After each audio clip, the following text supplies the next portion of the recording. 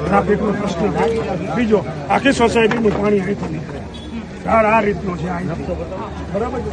અહીંથી આ પાણી આમ થાય. હવે આ બધું બંધ કરી દીધું. અહીંયા બંધ કરવાના હિસાબે પાણી ચકાજામ થઈ જાય સોસાયટીમાં. જ્યારે વરસાદ થાય ત્યારે બૈરાઓ કાક કે છોકરાઓ ઘરની બહાર કોઈ નીકળી શકતા નથી. એટલે અમારા બે પ્રશ્નો છે. એક અમારા પાણીનો કાયદો વ્યવસ્થિત નિકાલ, એક બીજું અમારે જે ટ્રાફિકની સમસ્યા થાય છે એના માટે એક જ રસ્તો છે.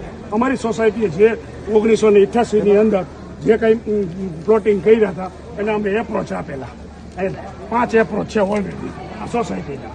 હવે આ પરેશભાઈ અને એમના માણસોએ, એમના ભાગીદારોએ ઇલીગલ ડિપાર્ટમેન્ટને ધ્યાનમાં રાખ્યા વગર એને પ્લોટિંગ કર્યું.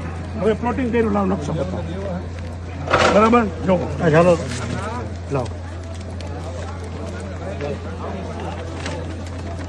ખોલો તો ખોલો.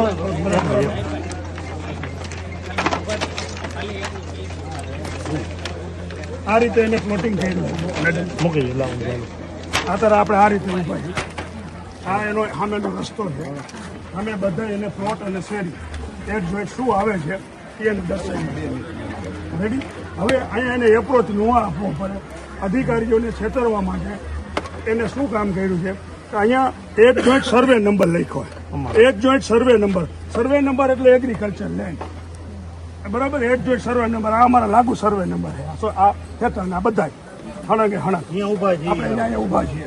એટલે એક જોઈન્ટ સર્વે નંબર બતાવ્યો એમને. અહીંયા 10 ફૂટની કે 8-12 ફૂટની જગ્યા રાખી એગ્રીકલ્ચર લેન્ડ, બરાબર. 7 ફૂટ જે હોય તે અહીંયા જે હોય તે, બરાબર છે. એને અહીંયા બિનખેતી કરી નાખ્યું. અમારા બધા એપ્રોચને એને બંધ કરી નાખ્યા, બરાબર. આ એપ્રોચ આજે બિનખેતી કર્યું, ટોટલ ઇલીગલ બિનખેતી કરેલું છે, બરાબર છે.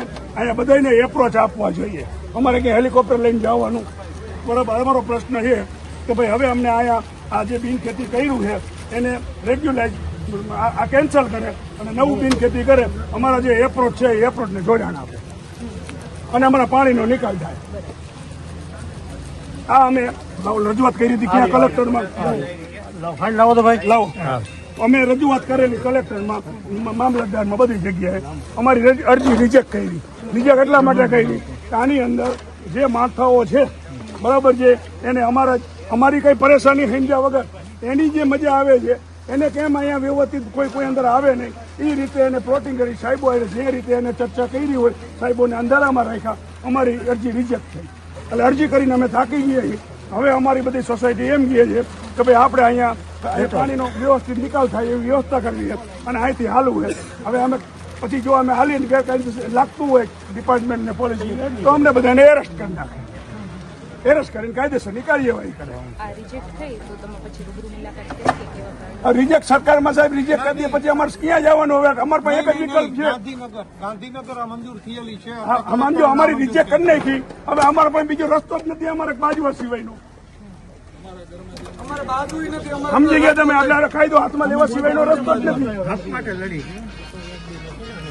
એટલે હવે તમે તમારે જો કઈ અમને બધાને એરેસ્ટ કરવા હોય તો એરેસ્ટ કરી લો. અમે ખોદવાનું ચાલુ કરીએ એટલે બધા અમને એરેસ્ટ બાઉન્સર લઈ અમે તો લઈ આવવાના છીએ. બાઉન્સર લઈ આવ્યા બધા. બાઉન્સર ગુંડા લઈને આવ્યા. બાઉન્સર ને આયા બરાબર છે. આ વ્યાજબી વાત છે જાહિરભાઈ, આ વ્યાજબી વાત છે એમ નહીં. અમે ગુંડા આવી. અમે એ લોકો એમ કે તમે ગુંડા હો. ગુંડા એ લોકો બાઉન્સરો લઈને આવ્યા. ગુંડા લઈને આવ્યા. તમારે જરૂર પડે બાઉન્સર ની. તમે બધા બાઉન્સર છે, આપણે બાઉન્સરી પહેલા તો એમ ને. હા ભાઈ, ના એ બધી ખોટી. એ તો હવે ખબર પડશે બધી.